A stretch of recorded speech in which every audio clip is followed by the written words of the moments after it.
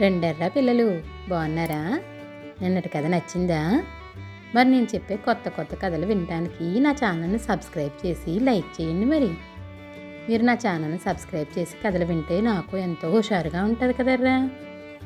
సరే ఈరోజు మన కథలోకి వెళ్ళిపోదామా? ఈరోజు మన కథ ఇంటి ఇరుకు. గణపతి భార్య బిడ్డలతో పట్నంలో స్థిరపడిన తరువాత అక్కడే ఒక 3 గదులు ఇల్లు కట్టుకున్నాడు. ఇంట్లో అన్ని సదుపాయాలు ఏర్పరచుకున్నాడు. ఉండటానికి ఉన్న 3 గదులు కాక ఒక వంటగది, స్నానాల గది ఉన్నవి. గణపతి స్నేహితుడు వెంకటేశం పట్నం వచ్చాడు. అక్కడ అతడికి చిన్న ఉద్యోగం ఒకటి దొరికింది. అతను గణపతి ఇంటికి వెళ్ళి, పట్నంలో ఇళ్ళ అద్దెలు విపరీతంగా పెరిగిపోయినాయి, నాకు వచ్చే జీతం తక్కువ, నువ్వు సరేనంటే నేను నా భార్య రాధ కొంతకాలం పాటు మీ ఇంట్లోనే ఉంటాం అన్నాడు. గణపతి భార్యతో సంప్రదించాడు. ఆమె ఇల్లు ఇరుకైపోతుందేమో అన్నది. వాళ్లను కొన్నాళ్ళు ఉండమని, ఇల్లు మరీ అంతగా ఇరుగ్గా తయారైతే అప్పుడే మరొక ఇల్లు చూసుకోమని చెప్పవచ్చునన్నాడు గణపతి.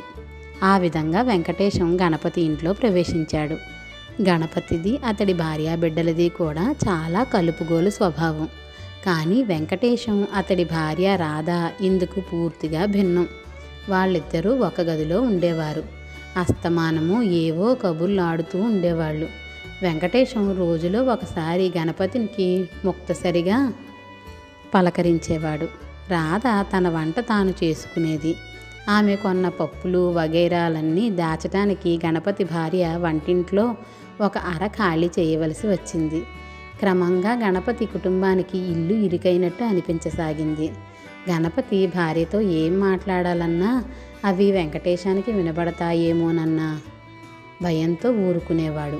ఎప్పుడైనా కొంతసేపు వెంకటేశం భార్య కలిసి ఎక్కడికైనా బయలుదేరి వెళితే ఇంటిల్లపాది ఆ కాసేపు హాయిగా కబుర్లు చెప్పుకునేవారు. ఇలా కొద్ది నెలలు గడిచాక ఒక రోజున వెంకటేశం తను వెళ్ళిపోతానని గణపతికి చెప్పాడు. వెంకటేశం వెళ్ళిపోతే బాగుండునని గణపతికి చాలా కాలంగా ఉన్నది. అతడు మనసులో సంతోషపడుతూనే, పైకి మర్యాద కోసం ఉన్నట్టుండి ఎక్కడికి వెళ్ళిపోతావు, కాస్త చౌక అద్దెలో మంచి ఇల్లు దొరికాక వెళుదువు గాని అన్నాడు. ఇంటి కోసం చాలా రోజుల నుంచి వెతుకుతున్నాను, ఇప్పటికి కానీ చౌకలో ఇల్లు దొరికింది కాదు. ఈ మధ్య నా జీతం కూడా కాస్త పెరిగింది. ఇవన్నీ కలిసి రాబట్టే వెళ్ళడం జరుగుతున్నది అన్నాడు వెంకటేశం. ఆ రోజే వెంకటేశం భార్యతో ఇల్లు ఖాళీ చేసి వెళ్ళిపోయాడు. వెళ్ళేటప్పుడు ఆ దంపతులు గణపతికి మాట వరుసకైనా తమ కొత్త ఇంటికి వీలైనప్పుడు రమ్మని ఆహ్వానించలేదు.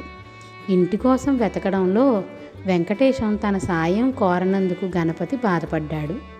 ఇల్లు చూడ్డానికి రమ్మనలేదని గణపతి భార్య నొచ్చుకున్నది. ఏమైతేనే వాళ్ళకిప్పుడు ఇల్లు విశాలంగా ఉండి హాయిగా అనిపించసాగింది. ఈలోగా అదే పట్టణానికి గణపతికి మరొక స్నేహితుడు మంగయ్య వచ్చాడు. అతడికి భార్య, 4 పిల్లలు.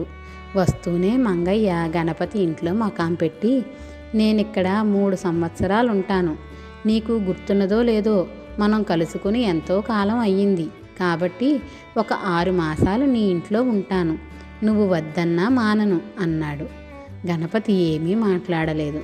అతని భార్య మాత్రం, ఆ వెళ్ళిపోయిన భార్యాభర్తలిద్దరుంటేనే మనకు ఇల్లు ఇరుకైంది, ఇప్పుడు ఈయన 4 పిల్లలతో దిగాడు, అంత్యనిష్ఠూరం కంటే ఆదినిష్ఠూరం మేలన్నారు, ముందే కుదరదని చెప్పేయండి అన్నది భర్తతో.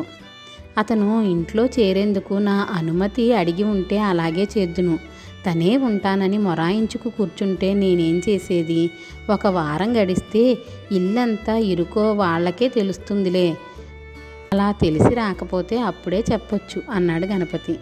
అతడు ఇలాంటి విషయాల్లో చాలా మొహమాటం మనిషి. ఇక కొద్ది మాసాల పాటు వీళ్ల బాధ తప్పదనుకున్నది గణపతి భార్య. ఆమె వంటింటి గూట్లో ఒక అర ఖాళీ చేసి మంగయ్య భార్యతో, వదినా ఈ అర నువ్వు వాడుకో అన్నది. మంగయ్య భార్య ఆశ్చర్యపోతూ, నాకు వేరే అర ఎందుకమ్మా, మనం కలిసే ఉంటాం కదా అన్నది. ఆ సమయంలో మంగయ్య అక్కడికి వచ్చి గణపతికి కూడా పిలిచి, ఒరేయ్ నువ్వట్టే మొహమాటాలకు పోకు, మనం అన్నింట్లోనూ కలిసి ఉందాం, కలిసి వంట చేసుకుందాం, అయిన ఖర్చు సమానంగా భరిద్దాం అన్నాడు.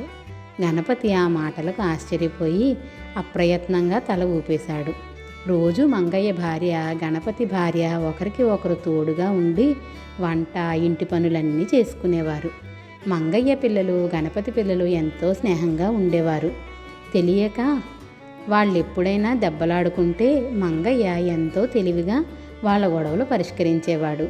ప్రతి రాత్రి మంగయ్య వాళ్ళను ఒక చోట చేర్చి కథలు చెప్పేవాడు. మంగయ్య తన సమస్యలు కష్టసుఖాలు గణపతికి చెప్పుకుని సలహాలు అడిగేవాడు. గణపతి కష్టసుఖాలు అడిగి తెలుసుకుని తనకు తోచిన సలహాలు ఇచ్చేవాడు. ఇంట్లో ఏ వేడుక జరిగినా అంతా కలిసి వినోదించేవారు. ఎవరి పిల్లల పుట్టినరోజు వచ్చినా ఇంటిల్లపాది పండగ జరుపుకునేవారు. ఆ ఇల్లు తమది అని, అందులో మంగయ్య కుటుంబం పరాయిదని గణపతి కుటుంబం మర్చిపోయింది. ఇలా 6 నెలలు గడిచాక ఒక రోజున మంగయ్య గణపతితో, ఒరేయ్, ఇట్టే 6 నెలలు గడిచిపోయాయి. ఇంతకాలం రోజులు సరదాగా గడిపేశాం.